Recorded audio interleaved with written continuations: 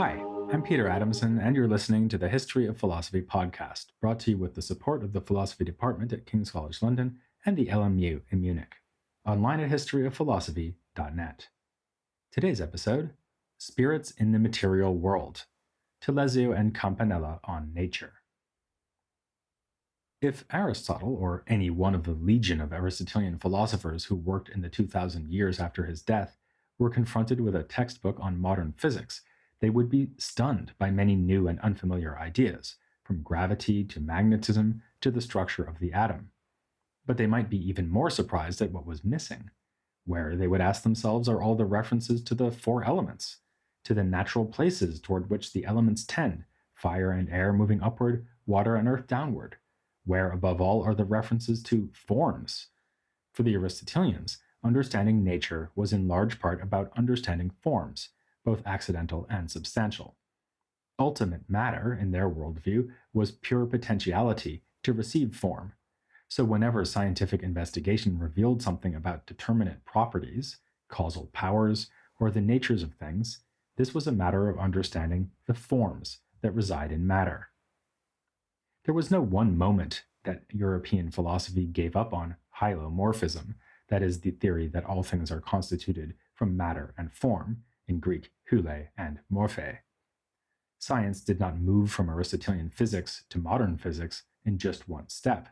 The change was instead, and as usual in the history of philosophy, incremental. This is nicely illustrated by the profound challenge posed to Aristotelianism in late 16th century Italy by several thinkers, above all Bernardino Telesio and Tommaso Campanella. Their natural philosophy was explicitly presented as a rejection of Aristotle and put forward with appeals to the value of freedom in philosophizing. As Campanella said, such freedom led to the sort of innovations that Europe was seeing at this time, ranging from the telescope to the printing press and gunpowder weaponry. All the new doctrines, he observed, please and render admirable both the state and religion, and they make it so that subjects turn more willingly to their duties. From foreigners, they elicit admiration and obedience. Yet the self-consciously original and innovative new science, put forward by Telesio and eagerly adopted by Campanella, was itself a version of hylomorphism. Telesio made this point himself. In his treatise On the Nature of Things, first published in 1565 and appearing later in revised editions, he argued that if Aristotle had been more consistent in following his own principles, he would have reached very different conclusions. In particular, he reminded readers that in the first book of Aristotle's Physics, we are told that all change requires three factors: something that undergoes the change, the feature that is acquired or lost as a result of the change, and the absence of that feature. Abstractly speaking, we can say that what undergoes change is matter, the positive feature is form, and the lack of form is privation.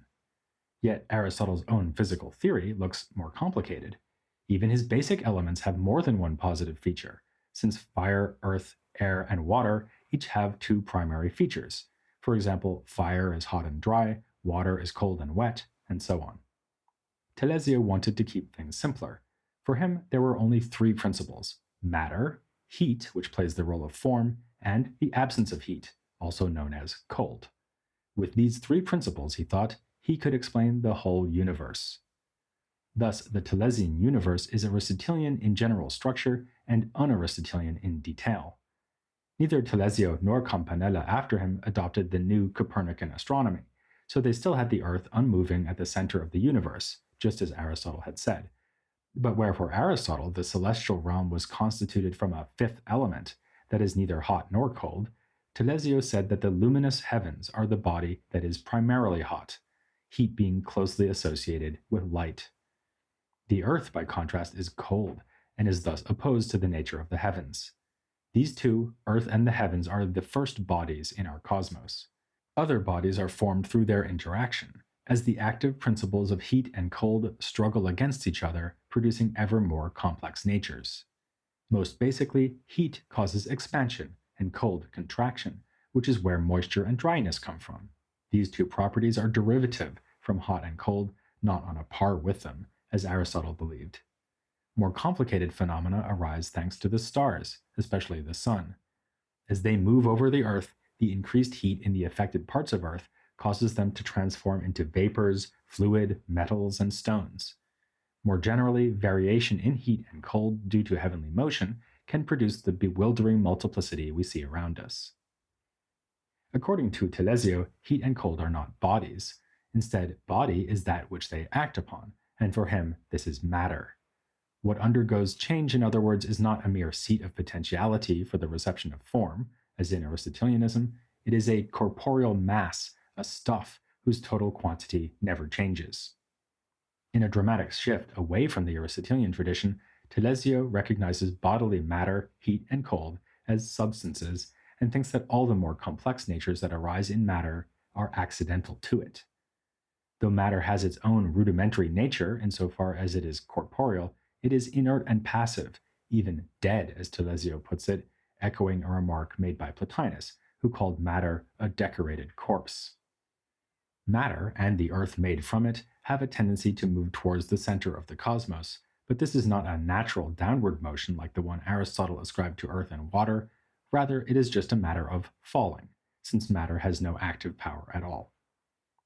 Cold and hot, by contrast, are active principles. Here he has in mind not just the capacity to warm and chill, or as we already saw, to cause expansion and contraction. Heat and cold also tend to pursue what is similar to them, as when fire comes together to make ever larger blazes, and to repel what is dissimilar to them, as when water is boiled away by fire. So the two fundamental principles are always working to preserve themselves and destroy what is contrary to them. This is an observation with far-reaching implications. It leads Telesio to claim that the two agent natures, heat and cold, must always be capable of sensation. We lazily assume that sensation must involve sense organs, but this is not the case, as such organs are needed only for more sophisticated forms of sensation. The mere fact that cold and heat flee one another shows that they are, in a very crude way, able to respond to what is around them, while stones and plants have yet more sophisticated forms of sensation. As Campanella will later explain in his exposition of Telesio's views, sensation is really just the ability to respond to being affected. So we should count warm, fluid air, for instance, as being highly sensitive because it shapes itself so readily around other objects. In general, says Campanella, heat and light are the most sentient things in the world, and the entire world senses in greater or lesser degrees. More advanced creatures like animals and humans have a higher form of sensation, but this is still a fundamentally physical phenomenon. In humans, sensation occurs when the warm spirit that flows through the body is affected by things in the person's environment. The spirit Telesio is talking about here is a borrowing from the medical tradition. Galen explained all manner of animal capacities by appealing to pneuma, a subtle, warm, and airy sort of breath that flows around the body. Yet again, Telesio is putting a traditional idea to untraditional ends. For him, the spirit is not the instrument of the soul, as doctor philosophers like Avicenna and Ficino had taught. The spirit just is the soul, so the composite of spirit and body is the same as the whole animal. Here we can see the extent to which Telesio has indeed departed from hylomorphism, as the Aristotelians understood it.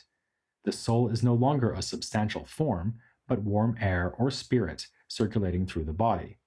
However, this literally breathtaking materialism comes with a major caveat in the case of humans. Telesio believes that, in addition to the seed-like soul that is spirit, humans alone, among animals, also have an immaterial divine soul, which is created directly by God. It turns out then that his materialist revision of Aristotle is complemented by a borrowing from Platonism.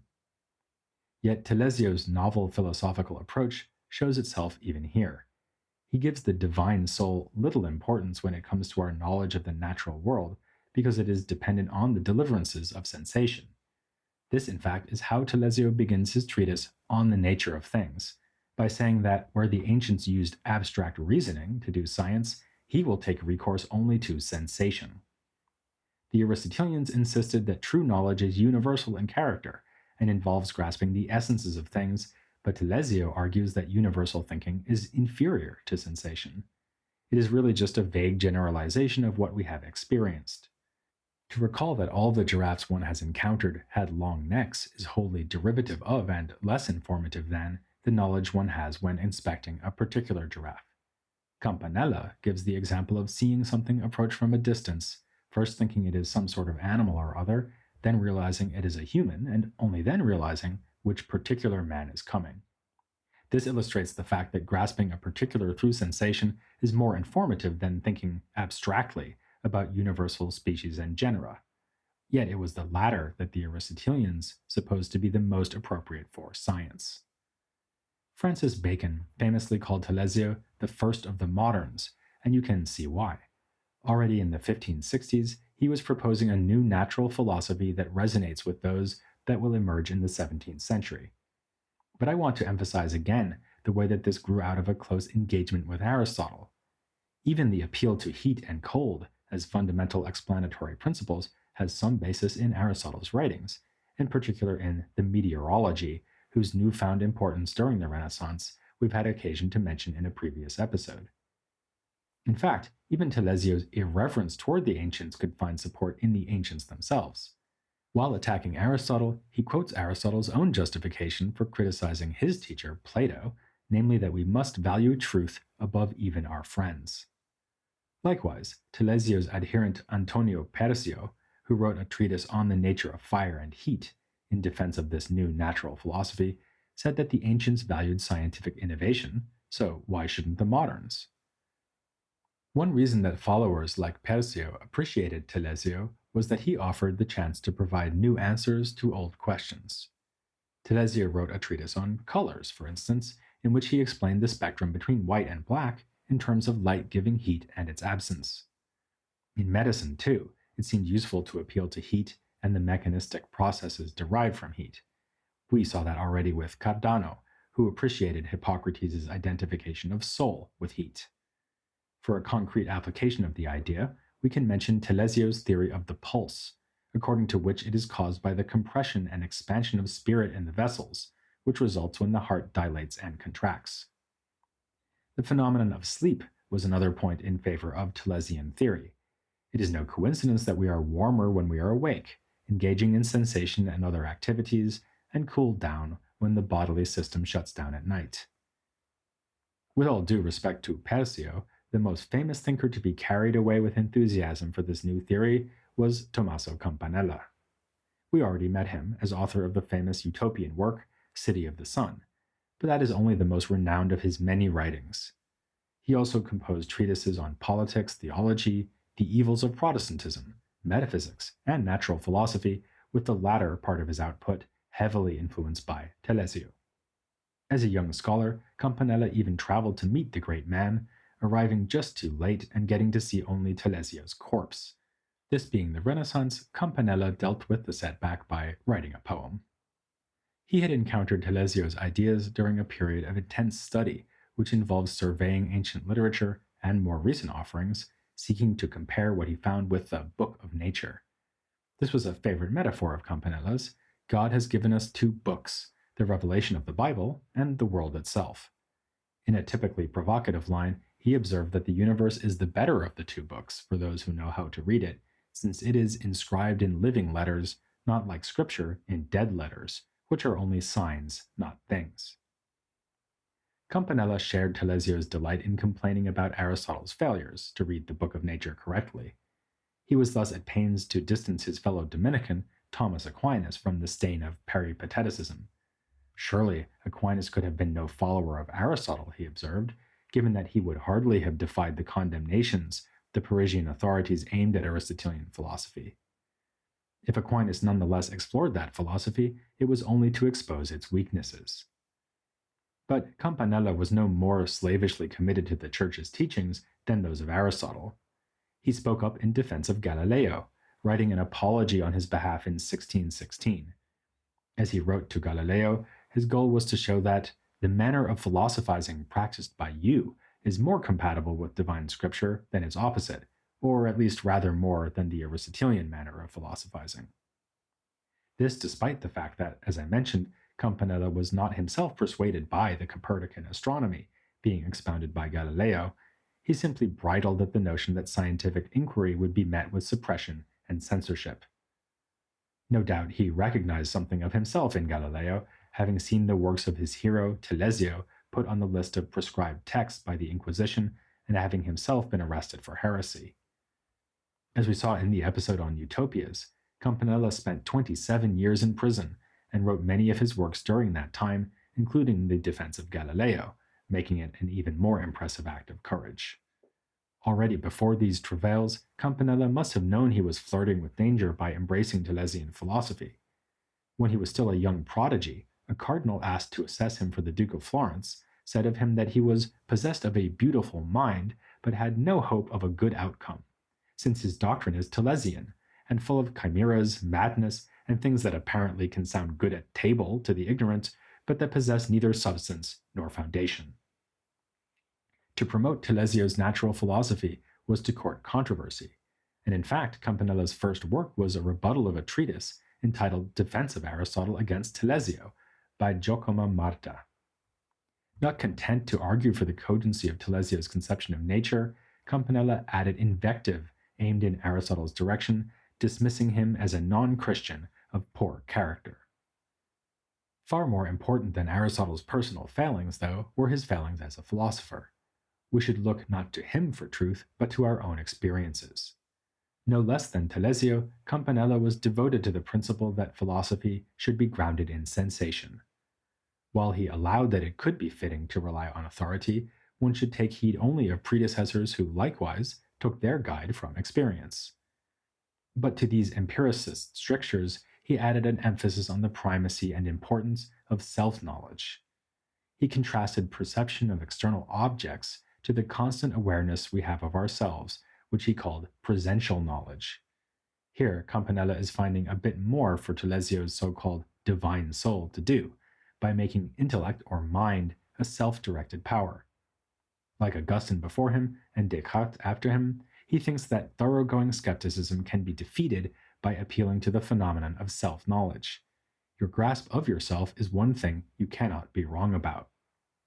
The mind is also our way of grasping supernatural things, that is, God and the angels, and our possession of it allows us to outlive the death of the body.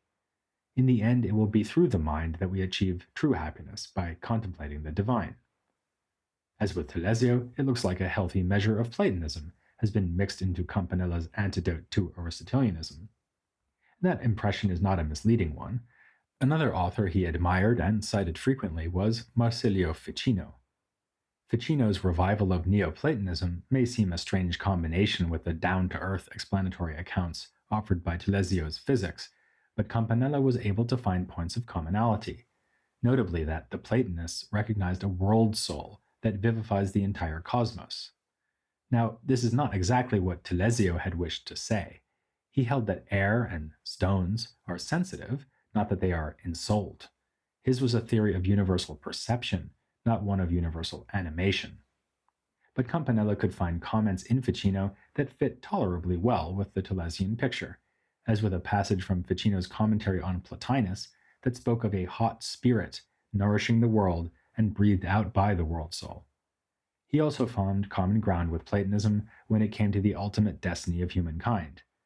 High-flown speculations about an immortal life contemplating divinity sound pretty far removed from a physical theory grounded in empirical observation, but remember that Telesio's active principles, heat and cold, constantly pursue their own preservation. When we look towards immortality, we're just doing the same. I said a few minutes back that the new science adopted by Telesio and Campanella had the virtue of providing new answers to old questions. One of those questions was, how exactly do the heavens influence the world down here where we live? By providing heat, which comes through light. Telesio argued that light is not itself hot, but is produced as a kind of byproduct when it is reflected off a surface. There was another question to answer here, though. How much do the heavens influence our lower world?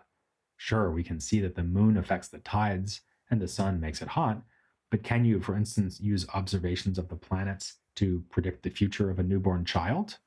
To determine the best time to launch a war or embark on a voyage? In short, is it possible to do astrology? This is a topic on which Campanella changed his views. He began as a critic of astrology, but wound up writing a major work on the subject. I won't be going that far, but I do want to devote an episode to the influence of the stars and other so called occult phenomena like magic.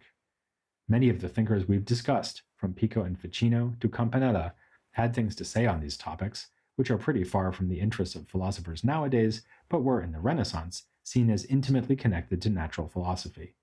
So join me as I try to conjure up another 20 minutes or so of podcast magic next time here on The History of Philosophy without any gaps.